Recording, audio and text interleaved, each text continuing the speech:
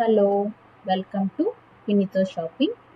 ఈరోజు మనం ఒక ఇన్వెస్ట్మెంట్ ప్లాన్ చూద్దాం. చాలా బేసిక్, రోజు షాపింగే కాకుండా అప్పుడప్పుడు ఇన్వెస్ట్మెంట్ కూడా ప్లాన్స్ కూడా చూద్దాం. నార్మల్గా ఇన్వెస్ట్మెంట్ ఎవరు చేయాలి, ఎప్పుడు స్టార్ట్ చేసుకోవచ్చు, ఎందుకు చేయాలి, బేసిక్ మోడల్ ఫిక్స్డ్ డిపాజిట్స్ చూద్దాం ఈరోజు.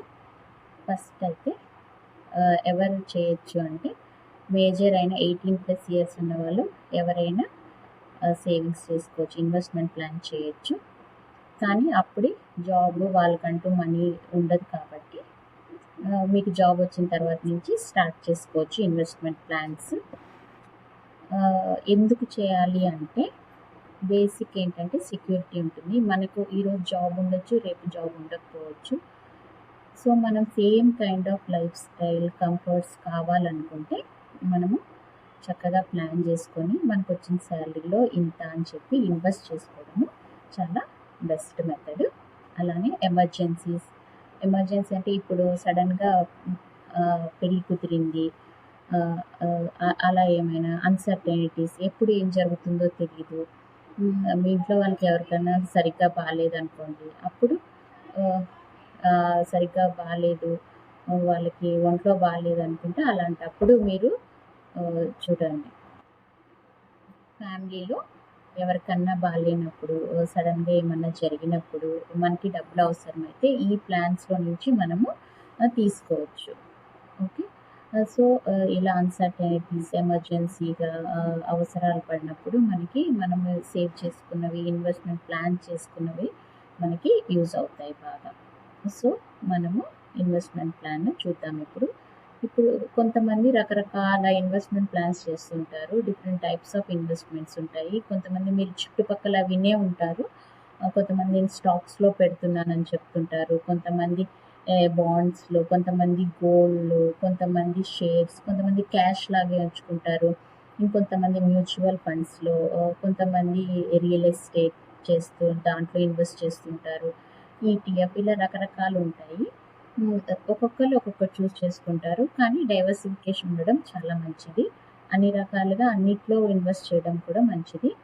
మనం ఈరోజు చాలా basic risk free investment plan చూద్దాము. లో రిస్క్ ఇన్వెస్ట్మెంట్ ప్లాన్స్ చూద్దాము. దాంట్లో ఫస్ట్ ఇది ఫిక్స్డ్ డిపాజిట్. ఎందుకు ఇది లో రిస్క్ అంటే గ్యారంటీడ్ రిటర్న్స్ ఉంటాయి.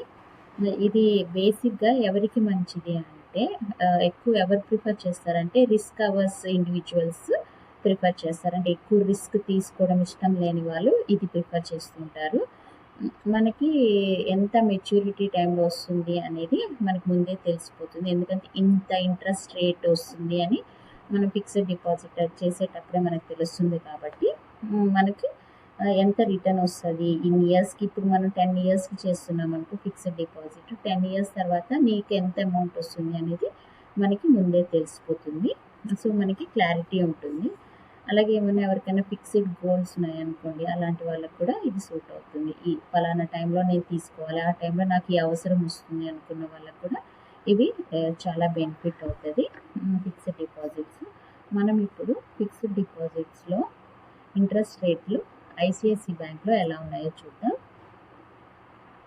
మీరు ఏ బ్యాంకులో మీకు అకౌంట్ ఉన్నా మీరు ఆన్లైన్లో చేసేసుకోవచ్చు.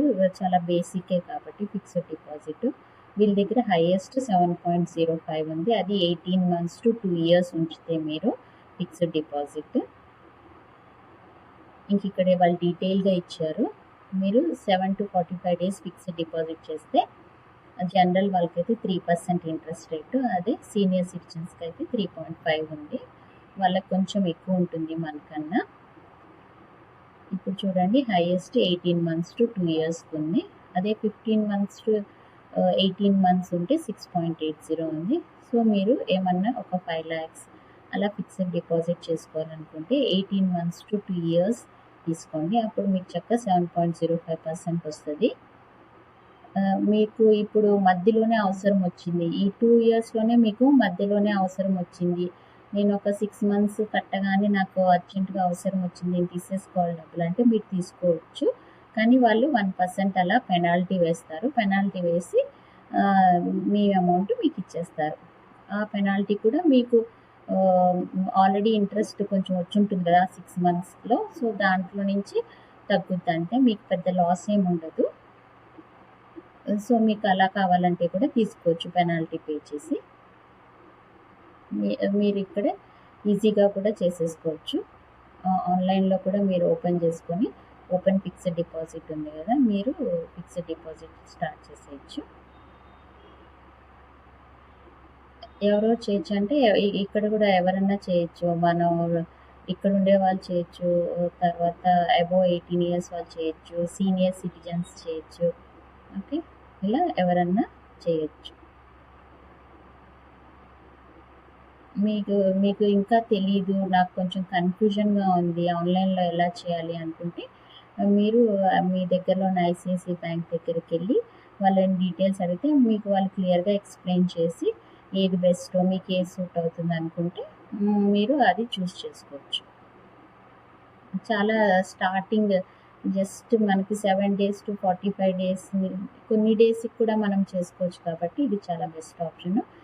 బేసిక్ అమౌంట్ ఉంటుంది. మినిమమ్ 5,000, 10,000 చేయాలి అన్నట్టు మీరు అది చూసుకొని దాని ప్రకారం చేయండి. ఇక్కడ ఇక్కడ చూస్తే చూడండి ఇలా ఉంది కదా!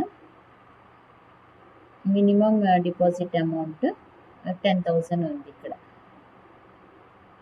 ఇక్కడ ఇంతకు ముందులాగే మొత్తం ఎన్ని డేస్ చేసుకుంటే ఎంత పర్సెంట్ అని ఉంది.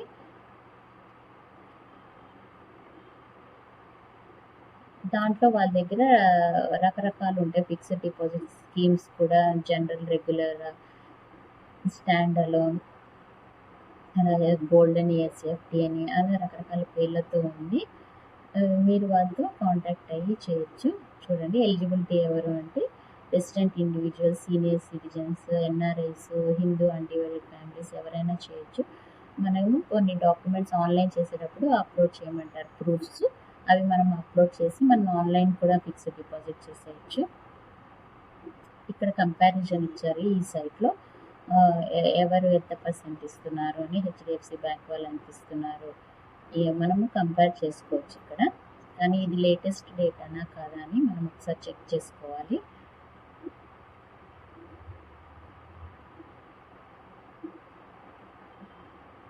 ఓకే. ఇవన్నీ డిఫరెంట్ బ్యాంక్స్‌వి.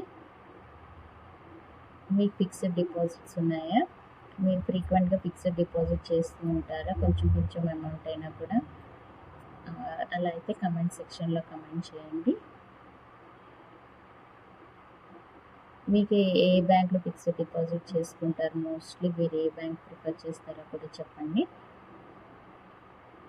మనము నెక్స్ట్ పీపీఎఫ్ చూద్దాము. అది కూడా చాలా లో రిస్క్ ఇన్వెస్ట్‌మెంట్ ప్లానే. ఈరోజు మనం ఫిక్స్డ్ డిపాజిట్ చూసాం కదా! నెక్స్ట్ పీపీఎఫ్ చూద్దాము. Okay. Please subscribe. Thank you.